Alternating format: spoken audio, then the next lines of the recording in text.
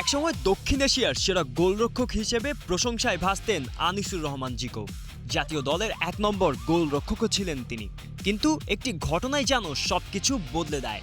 ২০২৩ সালের মার্চে মালদ্বীপ থেকে এএফসি কাপের ম্যাচ খেলে ফেরার সময় মদ নিয়ে আসার ঘটনায় শাস্তির মুখে পড়েন জিকো।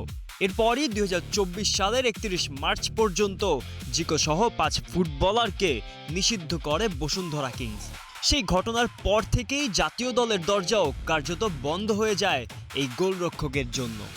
তবু সাথে সাথে জিগোরে কিন্তু সাসপেন্ড উইথড্র করলে দেশের স্বার্থে এবং ক্লাবের স্বার্থে জিগো উইথড্র করে দিয়ে কিন্তু তারা একটা খেলার পরিবেশ সৃষ্টি করে দেওয়া, তারা একটা অর্থনৈতিক ফাইন করতো, অন্য কিছু করতো। মুরসালিন ব্যাক করছে, সেই জায়গায় কেন জিগো ব্যাক করলো না?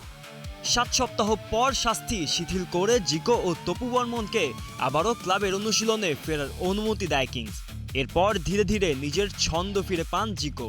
সদ্য সমাপ্ত মৌসুমে ৫টি ক্লিনশিট রেখে আবারও আলোচনায় আসেন ২০২৩ সালের সাফ সেরা এই গোলরক্ষক। গোলকিপার কিন্তু না খেললে কিন্তু পারফরমেন্স ধরে রাখা যায় না। আমি গোলকিপার খেলতে আমি জানি।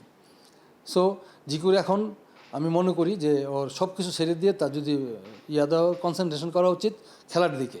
সে খেলবে যে কোনো ক্লাবে হোক, খেলে তার পারফরমেন্স শো করুক, শো করে আসুক। সেটা পারফরমেন্সের পুরস্কারও পান জিকো। ৩২ মাস পর প্রথমে ৩০ সদস্যের প্রাথমিক দলে, পরে থমাস ডুলির ঘোষিত ২৩ সদস্যের চূড়ান্ত স্কোয়াডেও জায়গা হয় তার। তবে সান মারিনোর বিপক্ষে ম্যাচে বেঞ্চেই কাটাতে হয় পুরো সময়। এদিকে জিকোর দাবি, সাবেক কোচ হাভিয়ের কাবরেরার সঙ্গে দূরত্বই তাকে দীর্ঘদিন জাতীয় দলের বাইরে রেখেছিল। নতুন কোচ থমাস ডুলির অধীনে নতুন করে ফেরার স্বপ্ন দেখছেন তিনি। গোলাম মোর্শেদ, স্টার প্লে।